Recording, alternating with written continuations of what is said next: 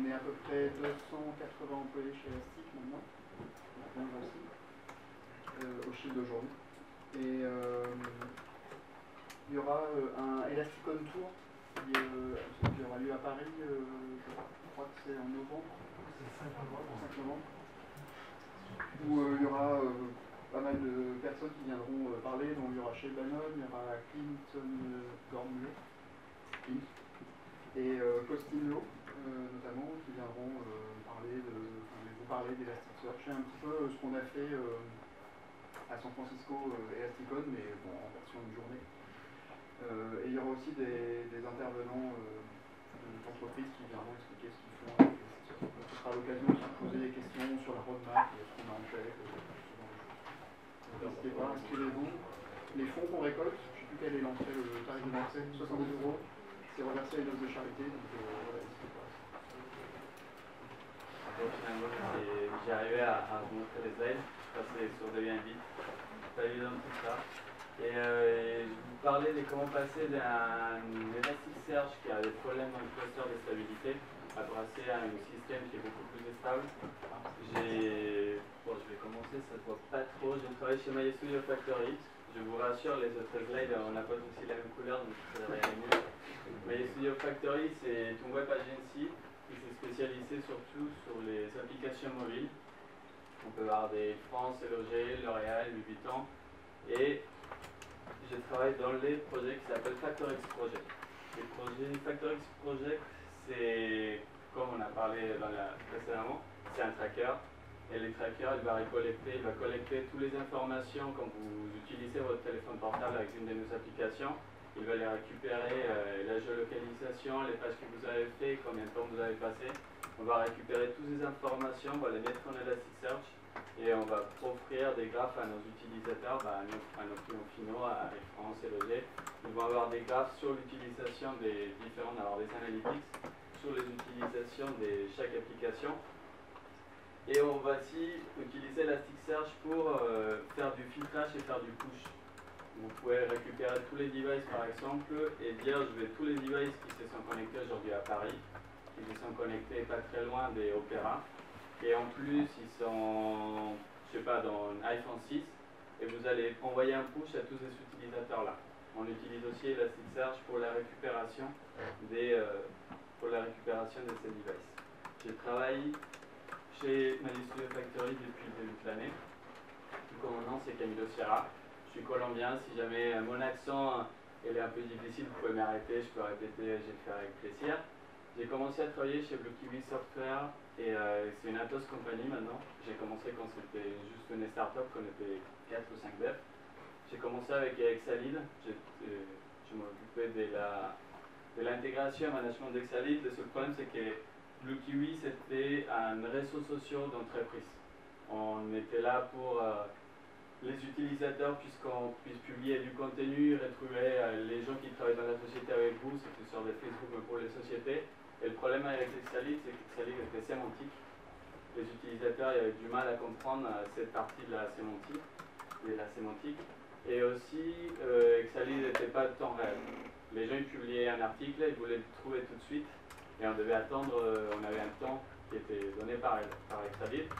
Je ne les ai pas présentés tout de suite, c'est ce que les posts ou les utilisateurs que vous venez de créer. C'est que les gens, ça vous est arrivé, j'imagine sur Facebook, vous publiez quelque chose, vous voulez tout de suite voir que votre post il est bien publié. Si vous ne les voyez pas, vous pensez qu'il y a quelque chose qui n'a pas lancé, vous allez refaire les problèmes. Donc on a fini pour en 2013, si je ne me trompe pas, commencer à faire la migration d'Exalid à Elasticsearch.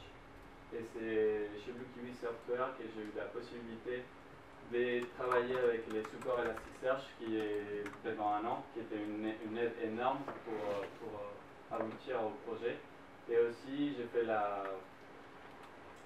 training corps de Elasticsearch, que vraiment les deux ils sont conseillés, on apprend énormément de choses. Et d'ailleurs cette presse il est aussi guidé sur tous ces partages qu'il y a eu avec Adrien, que c'est quelqu'un d'Elastic qui a travaillé beaucoup avec nous. Aujourd'hui, comme je vous ai dit, chez MyStudio Factory, je suis tout seul, j'ai plus d'équipe, et je travaille dans la... Ça change, hein. Ça change, maintenant il faut faire les choses seuls. Mais c'est très bien, je commençais en janvier et je m'en occupais des... Avant c'était MySQL, ils n'avaient pas beaucoup de clients, maintenant avec l'arrivée ils avaient des clients, mais il n'y avait pas une force sur le mobile évolue très très vite, les applications ils sont de plus en plus utilisées.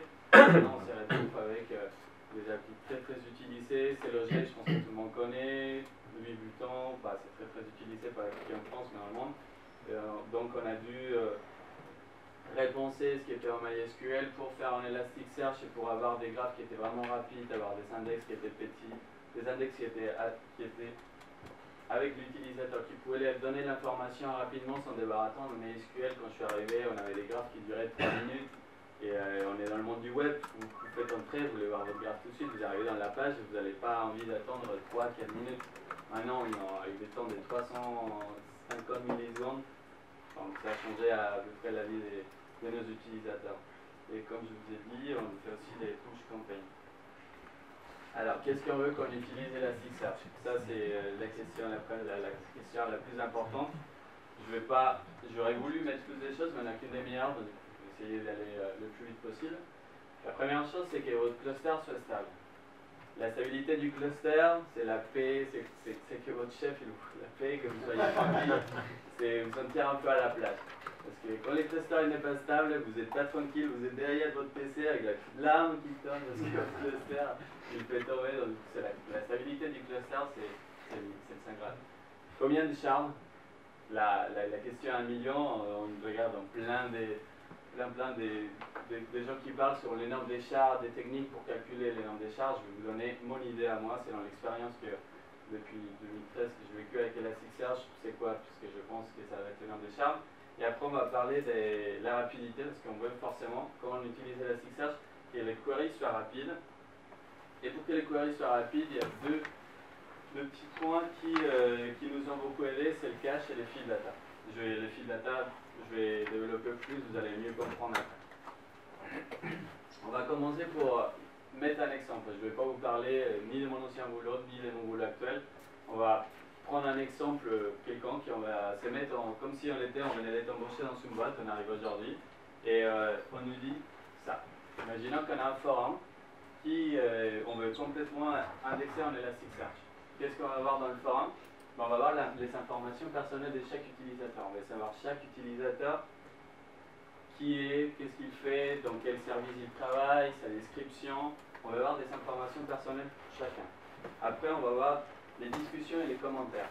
Donc, on est un forum, on a forcément des discussions et on veut rechercher à l'intérieur de ces discussions. On veut récupérer les commentaires, on sait voir qui a commenté à qui, les discussions. Et aussi, on peut avoir les informations sur les cercles, ou les cercles comme en Google+, qui vont relier les utilisateurs. Parce que forcément, les cercles vont changer.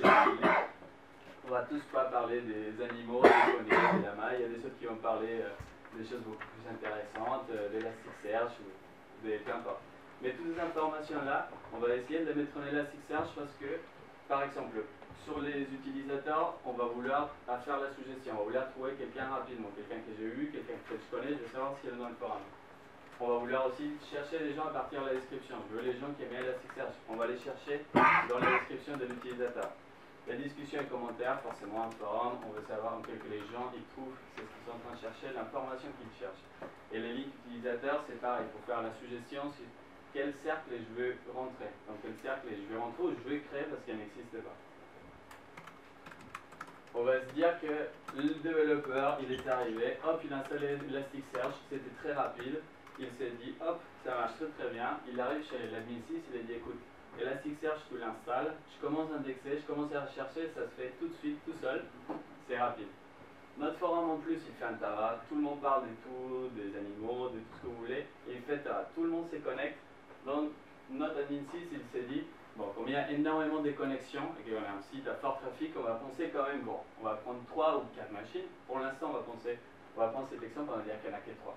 On a 3 machines, on met vraiment 10 corps, on va se mettre 256 Go en mémoire, on veut être à l'aise. On va se mettre SSD, parce qu'en plus on ne sait ni rien, on va avoir vraiment rapide, et on va avoir 300 Go par serveur, on veut vraiment être tranquille. L'admin 6 s'est dit, on va vraiment être tranquille avec ces capacités, avec ces serveurs-là, ça va marcher, le tonnerre. Ah oui. J'ai failli vous oublier. On va commencer déjà avec la partie technique. L'après, ça va être plutôt technique. Donc, du coup, n'hésitez pas à m'arrêter. Chaque serveur Elasticsearch, pour ceux qui ne sont pas au courant, il peut avoir 3 rôles. Ça va être client, data et master. On voit bien que celui du milieu, c'est le master avec une petite étoile. Le master, il y en aura qu'un. Il y en a un serveur qui va être la source de vérité des 3 serveurs. Les 2 autres serveurs, les clients et les data, c'est-à-dire qu'ils vont contenir des données et qu'en plus, vous allez pouvoir faire des requests dans tous les 3 serveurs. Votre forum, il va pouvoir utiliser n'importe quel IP pour faire des recherches ou faire l'indexation. Ça, c'est très simple. Vous avez les 3 rôles et il y en a celui-là qui est le master. Ça, c'est important parce qu'on va le voir dans le slide après. Votre site il est très utilisé, mais on sait que les gens n'utilisent pas les sites d'une façon constante. On va dire que à 5 h de l'après-midi, 17 h, vous avez 75% d'utilisateurs qui se connectent. 75%, ça veut dire quoi? Ils vont publier et commenter des discussions. Chaque publication, chaque commentaire, ça va être une indexation dans votre serveur Elasticsearch. Imaginez si vous avez des millions et des millions de publications, ce que ça peut faire à votre serveur.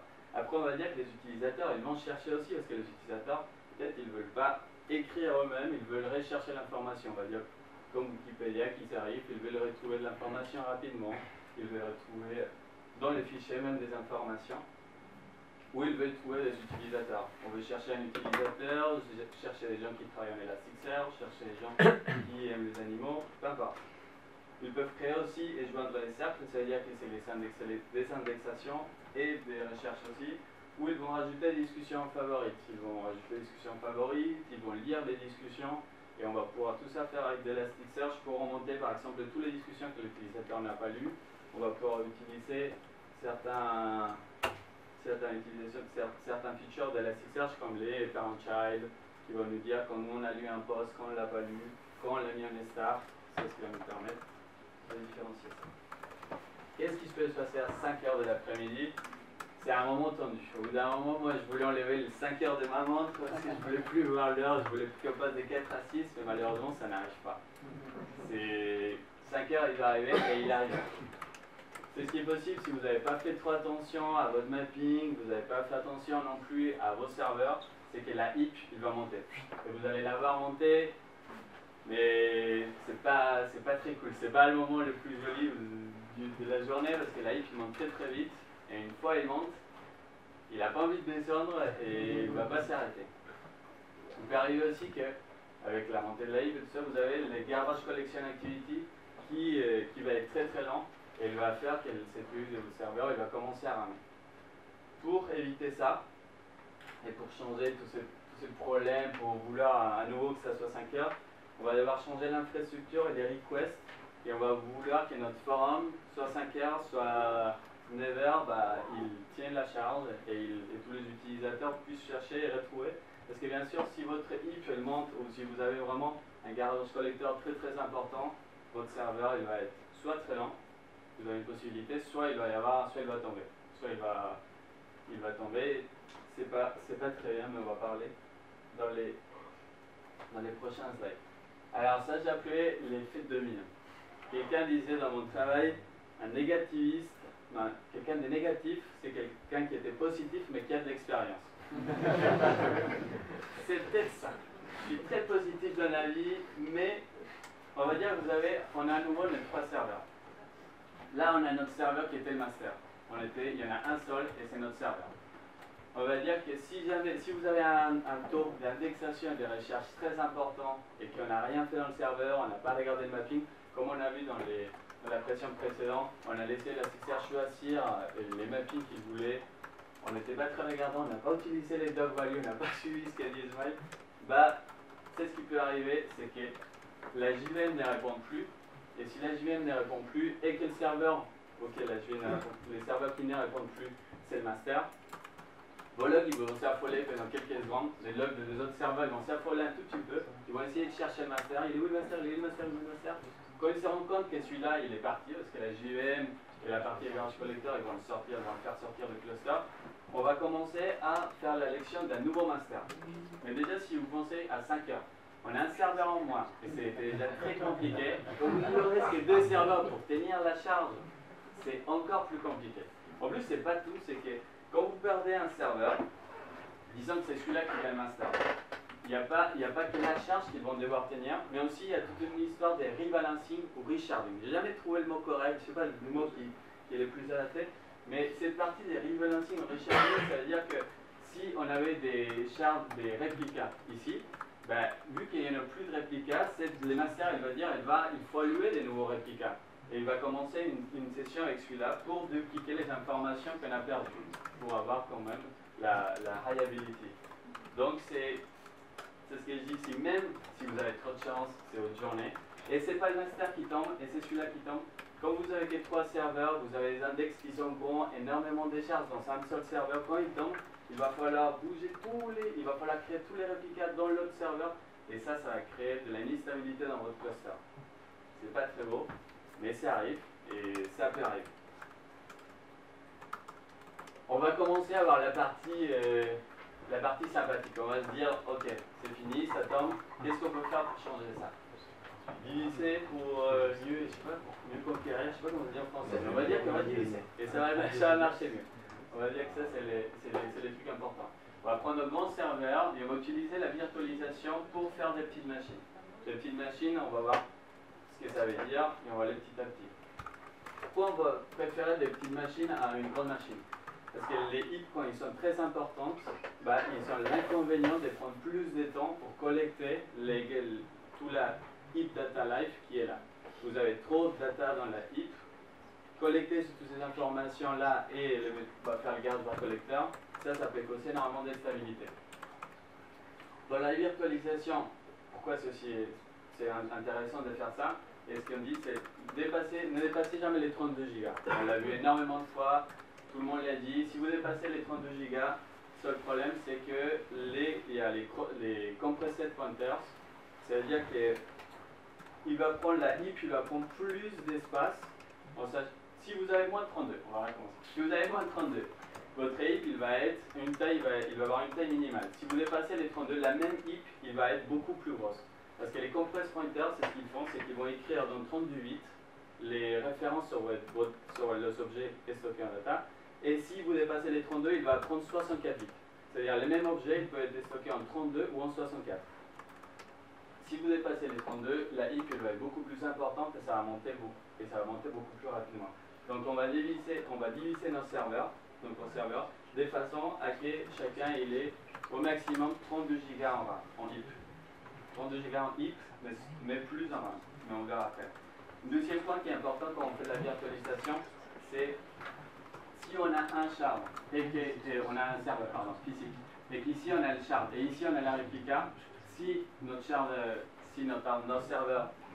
physique il tombe, forcément on va avoir les shards et la réplica qui vont tomber, et notre cluster il va devenir en route, il va être il va être dans une mauvaise phase parce qu'on a perdu toutes les informations, vos utilisateurs ne vont pas être contents parce qu'ils ne vont pas trouver ce qu'ils cherchent, et toute cette partie des shards et réplicas, il n'aurait à rien servi parce qu'on a fait dans le même serveur shards et réplicas.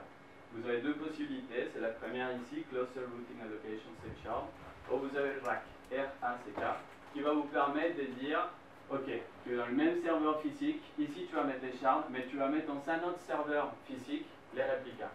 Ça, c'est indispensable parce que par exemple, on a eu une fois où le disque et l'internet, le serveur il a tombé, on avait la machine physique complètement par terre, c'était même pas 5 heures, c'était genre, je sais pas, 10 heures du matin, on était tranquille à pause café, et heureusement on avait pensé à ça, parce que même ici, les réplicas étaient dans les deux autres machines, il n'y avait pas trop de charge, donc les utilisateurs se sont rendus compte de rien en attendant qu'ils ont remonté le serveur. C'est vraiment très important, et dans la virtualisation c'est génial, mais pensez bien à ne pas avoir les shards et les réplicas dans le même serveur. Comment on va organiser tous ces nodes-là? Parce que là, je vous dis, il faut diviser votre grand serveur physique dans des petits serveurs. Mais on va avoir énormément de serveurs, alors comment on va partager? On a 3 rôles, qu'on les a vus précédemment, et on va voir à peu près, on va voir plus en détail à quoi ça sert. Masternode, comme je vous ai dit, le masternode, il n'y en a qu'un seul, et c'est lui qui va être la source de vérité de votre cluster. C'est lui qui va savoir où on va assigner les nouveaux shards. S'il y a un node qui arrive ou une node qui part, où on va réassigner, qu'est-ce qu'on va réassigner. Vous avez les clients. Les clients, dans l'image, ça va être un peu plus simple. Et c'est dommage qu'ils soient moins utilisés, mais c'est vraiment très très intéressant les clients. Les clients, ça va être des serveurs Elasticsearch qui n'auront aucun.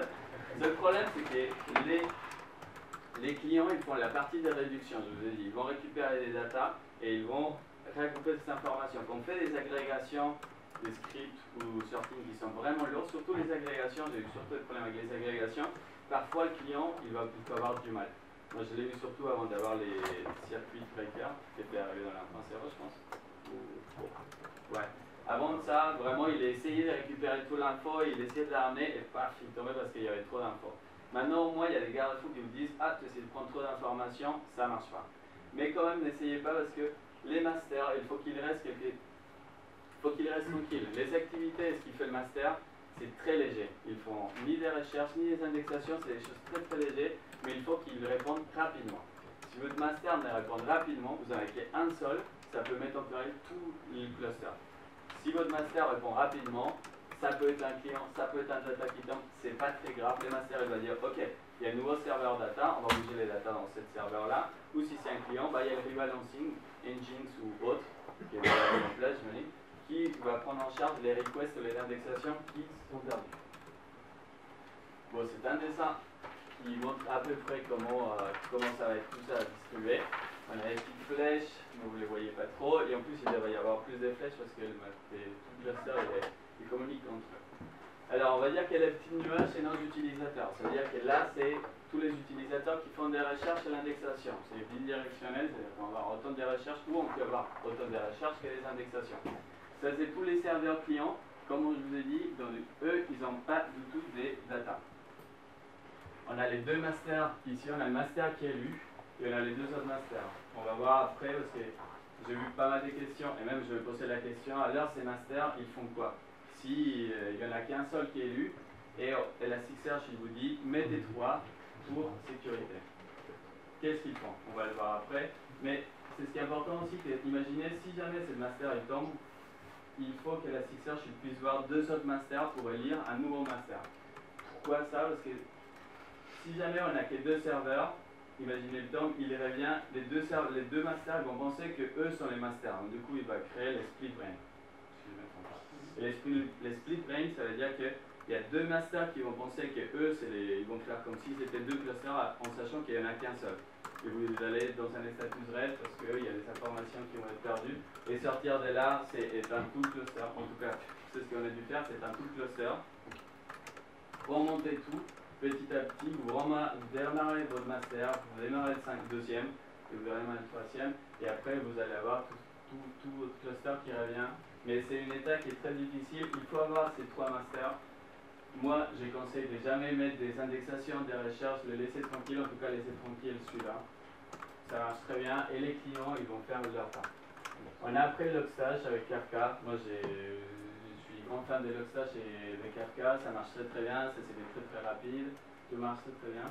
Et en plus, quelque chose qui peut-être n'est pas fait pour, mais quand on a pu l'utiliser, c'est qu'on a eu des activités supérieures à la normale. Ça veut dire qu'il y a eu un robot, il y a quelque chose qui a déclenché. Nous, on avait un tracker ici de ces côtés-là. Il y avait un robot qui avait déclenché énormément d'activités, énormément d'indexations. Et on voyait énormément d'indexations dans Logstash, plus que le normal. C'était des informations qu'on ne voulait pas. Nous, on voulait traquer les utilisateurs et on s'est trouvé avec un robot qui voulait vraiment, qui aurait pu même mettre en danger la plateforme. Rapidement, ce qu'on peut faire, c'est qu'on a pu faire grâce à cette architecture, c'est qu'on a pu arrêter tout simplement ces deux clients. Ces deux autres clients, bon, on en avait plus de clients, mais bon, on va dire que ces deux clients, ils vont continuer à faire la recherche et l'indexation. Vos utilisateurs se rendent compte de rien et vous allez avoir le temps tranquillement de regarder c'est quoi l'activité qui arrive dans votre Kafka et dans le Logstash. Diviser, c'est pas si mal que ça. Moi, on avait prévu 2 Nginx ici et ça vous permet vraiment de, si jamais vous avez un problème avec l'un ou avec l'autre, définir les priorités. Est-ce que je préfère que mes utilisateurs ils sait la recherche et les indexations ou est-ce que pour moi c'est principal Logstash et Kafka? C'est pas une situation idéale, certes, mais si vous devez choisir entre un des deux, vous allez pouvoir les faire avec les clients, chose que vous ne pouvez pas faire précédemment. Vous avez 3 serveurs, c'était client Data Master, vous ne pouvez pas dire je ne vais pas prendre ce qui ramène Logstash, sauf si vous coupez le serveur bien sûr. Alors il y a sur les data, bah, vous avez les data. Les data, ça peut être énormément. Vous pouvez y aller, les data, il n'y a pas trop de limites. La limite, c'est. En Elasticsearch, on dit souvent qu'il n'y a pas de limite, comme avec les shards ou plein d'histoires. Mais il faut quand même vérifier les nombres des data que vous allez créer, 32, 36, peu importe. Mais c'est ce qui est important, c'est de pouvoir utiliser en tant que dev au moins la plateforme pour tester et pouvoir voir les capacités, pouvoir voir combien d'index, combien de shards vous allez devoir créer pour que votre data ne vienne pas s'émettre entre la rapidité de vos queries. Si vous avez énormément de data et vous avez des shards un peu partout, vous avez 1000 shards, c'est un peu plus difficile. Il faut vraiment utiliser JMeter ou des autres logiciels pour tester la bonne configuration. Il n'y en a pas une configuration parfaite dans le nombre des data, le nombre des clients. C'est vraiment quand vous commencez à utiliser votre cluster que vous pouvez savoir plus ou moins comment ça peut marcher. Alors, quelques tips qui sont importants pour les graphes qu'on vient de voir, c'est comme je vous ai dit, il faut cesser les nombres de masters éligibles le minimum à 2. Ça va permettre que s'il y en a un master qui tombe, la plateforme va continuer à marcher sans aucun problème. Il faut laisser la moitié de la mémoire pour le file system cache. Grosse erreur que j'en ai fait et que j'espère que je ne suis pas le seul, c'est que parfois on s'est dit, ok, je prends mon Elasticsearch, mon serveur Elasticsearch, je l'installe, mais je veux que la heap puisse prendre tout. Et je donne tout de mon serveur. Je dis, vas-y, j'en ai 256, prends 256, prends tout. Fais-toi plaisir et c'est pas bien. En réalité, on Elasticsearch, déjà, comme je vous ai dit, il faut laisser 32 maximum. Et si on laisse 32, on va essayer de laisser la même quantité à la non-heap, à la mémoire pour les serveurs. Cette mémoire, elle va être utilisée. Parce que j'ai vu des gens qui disaient ouais, mais cette mémoire elle est vraiment utilisée, est-ce qu'elle sert à quelque chose, elle sert vraiment à quelque chose, c'est le file system cache et ça va vous permettre d'avoir des accès en disque plus rapidement. Vous n'avez pas ça, vous allez avoir quand même votre Elasticsearch qui va être dans des conditions pas idéales. Alors, il faut mettre la heap size, bon je l'ai mis en tout cas à 1 giga pour que les garbage collectors dans les masters, ils ne souffrent pas. Que ces serveurs-là, ils ne souffrent pas des garbage collection. J'ai mis à 1 giga. 1 giga, il ne fait ni l'indexation ni la recherche. Ça marche très bien. Il est vraiment dans un état idéal quand on veut mettre 1 seul giga. Et le dernier point, et c'est la question que je me posais, et que je pense qu'il y a pas mal de gens qui se posent, c'est qu'est-ce qu'ils font les deux autres serveurs master. Alors si l'HTTP module il est activé, les masters ils vont aider les clients à faire la partie des Redux. Ils vont récupérer des informations des data et ils vont l'envoyer directement au client. Après, l'HTTP il doit être activé. Aussi, les clients sont intéressants pour laisser l'HTTP activé et désactiver ici. Comme ça, vos data ils sont protégés. Ça, c'est très intéressant. Et ici, sur les masters, on pourrait dire la même chose.